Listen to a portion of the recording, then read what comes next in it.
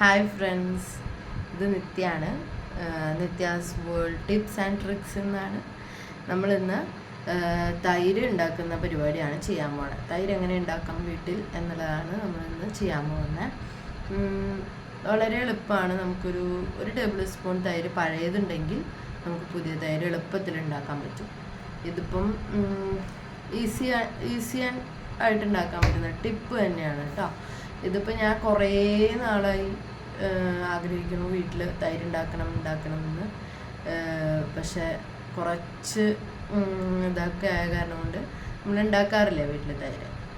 പാലങ്ങനെ നമ്മൾ വാങ്ങിക്കുന്നില്ല. അതൊക്കെ ആയതുകൊണ്ട് പാലങ്ങനെ എപ്പോഴും നമുക്ക് ചിലവായി പോയിക്കൊണ്ടിരിക്കുകയാണ്. അപ്പോൾ അങ്ങനെ ഉണ്ടാക്കാറില്ല നമ്മുടെ വീട്ടിൽ. ഇതിപ്പം പാലും കുറേ ബാക്കി വന്നു, കുറച്ച് തൈരേ ഉള്ളൂ. അപ്പം ഞാൻ കരുതി തൈര് വീട്ടിലുണ്ടാക്കാമെന്ന്. അപ്പോൾ ഞാനത് വീഡിയോ കൂടി എടുത്ത് നിങ്ങൾക്ക് കാണിച്ചു തരാമെന്ന് കൂടെ വിചാരിച്ചു. എല്ലാവരും ചെയ്തു കാണും ഇങ്ങനത്തെ തൈര് ഉണ്ടാക്കുന്ന കാര്യങ്ങൾ.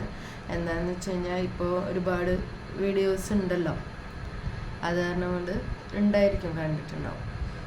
എന്നാലും ഞാനും ഒന്ന് ട്രൈ ചെയ്ത് നോക്കുകയാണ്. എന്തെങ്കിലും കുറവുകളുണ്ടെങ്കിൽ പറയണം.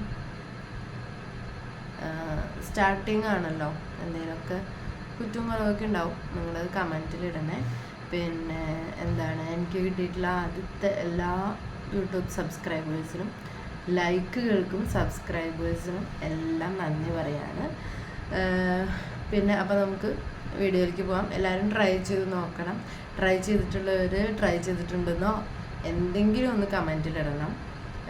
പോസിറ്റീവ് കമൻറ്റുകളാകുമ്പോൾ നമുക്കൊരു മോട്ടിവേഷനും കൂടെ കിട്ടുമല്ലോ. അത്രേ ഉള്ളൂ. അപ്പോൾ വേൾഡ് ടിപ്സ് ആൻഡ് ട്രിക്സിലേക്ക് സ്വാഗതം.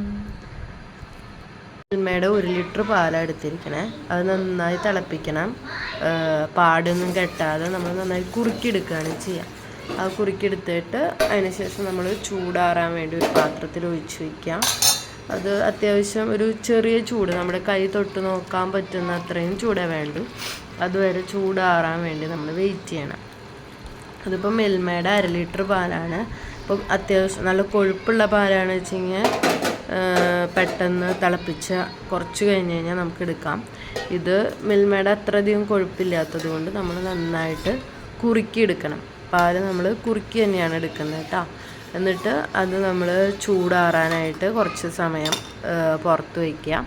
അതിനുശേഷം നമ്മൾ ഒഴിക്കാൻ ഉദ്ദേശിക്കണ ഒരു കുപ്പിയോ ഒന്നല്ലെങ്കിൽ ചില്ല് പാത്രമോ അല്ലെങ്കിൽ മൺപാത്രമോ ഏതെങ്കിലും ഒരു പാത്രം എടുത്തിട്ട് ആ പാത്രത്തിൽ ഞാനിപ്പോൾ ഒരു ടേബിൾ സ്പൂൺ തന്നെ മതിയാവും. ഇപ്പോൾ ഒരു ഇത്തിരി കൂടി എടുക്കുന്നുണ്ട്. അത് ആ പാത്രത്തിൻ്റെ ആ ചുറ്റളവിൽ ചുറ്റും നമ്മൾ നന്നായിട്ട് തേച്ച് കൊടുക്കണം. ആസ്വദിച്ച് എല്ലാ ഭാഗത്തും അതിൻ്റെ എത്തണ രീതിയിൽ.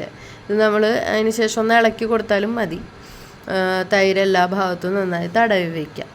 അതിന് ശേഷം നമ്മൾ നോക്കേണ്ടത് പാല് ചെറു ചൂടുണ്ടോ എന്ന് ശ്രദ്ധിക്കണം. അപ്പോൾ നമ്മൾ കൈ തൊട്ട് കഴിഞ്ഞാൽ തൊടാൻ പറ്റും, എന്നാൽ ചൂടുമുണ്ട്.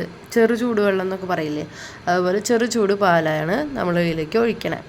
ഇപ്പോൾ തണവുള്ള സമയം കൂടി ആയ കാരണം ചൂടുള്ളതാണ് നല്ലത്. നമുക്ക് തൈര് പുളിപ്പിച്ചെടുക്കാൻ ഈ ചെറു ചൂടുള്ളതാണ് നല്ലത്. ഇതിപ്പോൾ ഒരു 5-6 മണിക്കൂർ, ഒരു 8 മണിക്കൂർ എന്തായാലും വേണം അടച്ച് എടുത്ത് വയ്ക്കാം. ഇതിലേക്ക് ഞാൻ മണം ഇതൊക്കെ കിട്ടാൻ വേണ്ടിയിട്ടാണ് ഞാൻ ഒരു കറിവേപ്പിലയും കൂടി ഇടുന്നുണ്ട്. ഇതിന് അനക്കാൻ പാടില്ല. ഇത് കറക്റ്റ് ഒരു 8 മണിക്കൂർ കഴിഞ്ഞ് കഴിഞ്ഞാൽ നമ്മുടെ തൈര് റെഡി ആയിട്ടുണ്ടാവും. ഇതിപ്പോൾ ഞാൻ തുറന്ന് നോക്കുന്നത് ഒരു 9 മണിയൊക്കെ ആയിട്ടുണ്ട് കേട്ടോ. രാവിലെ ഒരു 9 മണിയൊക്കെ ആയിട്ടുണ്ട്. നല്ല മണമുണ്ട് കേട്ടോ കറിവേപ്പിലയുടെ. അതുപോലെ തൈരും കൂടിയിട്ടാണ് നമ്മൾ നല്ലൊരു സ്മെല്ല് വരുന്നുണ്ട് തുറന്നപ്പോൾ തന്നെ. ഇതിപ്പോൾ നോക്കൂ, നല്ല കട്ട തൈരും ലഭിച്ചിട്ടുണ്ട്. ഒരു 8 മണിക്കൂർ എന്തായാലും വേണേ. ഇതിപ്പോൾ ചെറിയൊരു പുളിയേ ഉള്ളൂ. ഇനിയും നല്ല പുളി വേണമെന്ന് വെച്ച് കഴിഞ്ഞാൽ നമ്മൾ കുറച്ച് നേരം കൂടെ ഇതിങ്ങനെ പുറത്ത് തന്നെ വെച്ചാൽ മതി. പുളി വേണ്ട എന്നാണെങ്കിൽ ഇത് നമ്മൾ ഫ്രിഡ്ജിലോട്ട് മാറ്റിയാൽ മതി കേട്ടോ. അത്രയേ ഉള്ളൂ.